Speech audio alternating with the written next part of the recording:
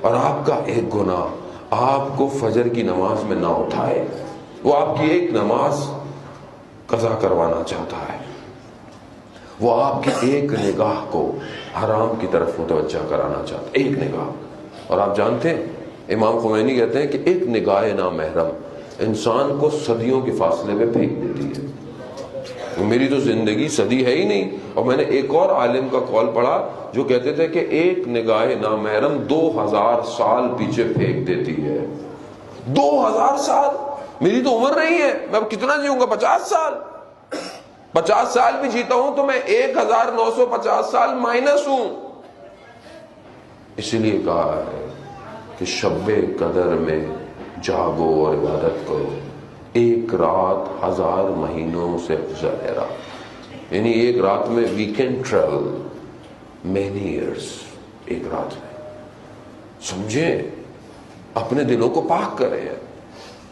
میں بہرحال جوان بیٹھے واقعہ میں پہلے کئی دفعہ پڑھ چکا ہوں، بہرحال ان کے قلوب کے منور کے لیے کہ کتنا اہم ہے یہ جوان۔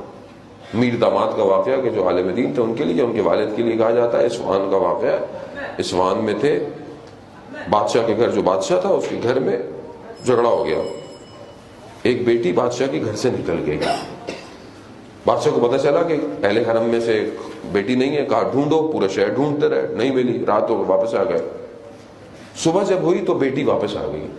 گھر والوں سے پوچھا بیٹی سالم ہے؟ کہاں بیٹی سالم ہے۔ کہا بیٹی کو بلاؤ۔ بڑے بولو کہاں گئی تھی؟ کہا میں ناراض ہوئی تو گھر سے نکل گئی، اور مجھے پتا تو تھا نہیں، میں چلتے چلتے رات ہو گئی، بازار میں نے دیکھا کہ سب تو بند تھا، ایک دروازہ کھلا تھا، وہاں سے روشنی آ رہی تھی، میں اندر گئی تو دیکھا کوئی مدرسہ سا ہے، اس میں ایک حجرے میں شمع جل رہی ہے، میں اندر دیکھا تو ایک لڑکا بیٹھا ہوا کچھ لکھ رہا تھا، تو میں اندر آیا تو میں نے جب اسے کہا کہ، اور اس نے مجھے رات گزاری اور میں واپس آ گئی۔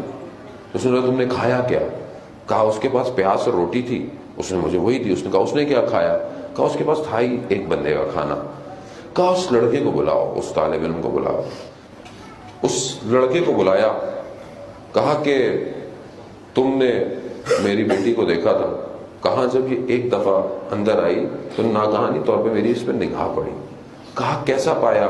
کہا میں نے اس سے پہلے کسی کو دیکھا نہیں تھا، تو میں نے اس سے بہتر کسی کو دیکھا ہی نہیں آج تک۔ کہا تو پھر کیا وجہ تھی کہ یہ ساری رات تمہارے کمرے میں رہی، تم نے اس کو دوسری دفعہ نہیں دیکھا؟ یہ جوانوں کے لیے ظالم ہوتا ہے۔ وہ کہتا ہے کہ میں رات کو، اس نے اپنے ہاتھ کو اپنے لباس میں رکھا ہوا تھا، اس نے کہا کہ میں جب رات کو میرا نفس کھنچتا تھا تو میں اپنی ایک انگلی کو اس جلتی ہوئی قندیل کے اوپر رکھ دیتا تھا اور خدا سے کہتا تھا خدا میری عفت اور پاک دامنی کو بچا لے، میں تیری بارگاہ میں گناہگار نہیں آ سکتا۔ کہتا ہے پھر رات گزرتی تھی تو پھر میں دوسری انگلی، کہتا ہے اس طرح میں نے اپنی، پھر اس نے اپنا ہاتھ نکالا، اس کا پورا ہاتھ جلا ہوا تھا۔ کہا میں نے ساری رات ایک ایک کر کے اپنے انگلیاں کو جلا دیا اور صبح ہو گئی۔ کیوں عزیزان محترم؟ کیونکہ آتش جہنم کئی زیادہ خطرناک ہے اس آگ سے، بہت خطرناک ہے۔ میرا چوتھا امام سجدے کی حالت میں ہے، گھر میں شور ہوا کہ آگ لگ گئی ہے، امام نے سر نہیں ہٹایا۔ جب امام سر سے ہٹے تو لوگوں نے کہا کہ مولا آپ کو گھر میں آگ لگ گئی تھی۔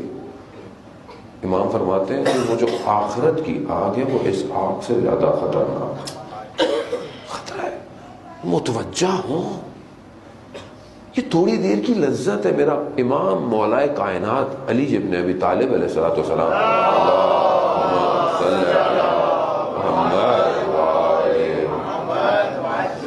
مولا کائنات فرماتے ہیں کہ گناہ کی لذت تھوڑی دیر کے لیے ہے اور اس کا پچھتاوا بہت طولانی ہے، بہت لمبا ہے۔ ایک گناہ کرتا ہے نا، اس کی لذت، اس کا مزہ تھوڑی دیر آتا ہے، لیکن اس پہ شرمندگی بہت دیر تک رہتی ہے۔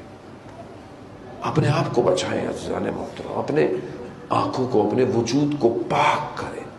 اس پاکیزگی کا خریدار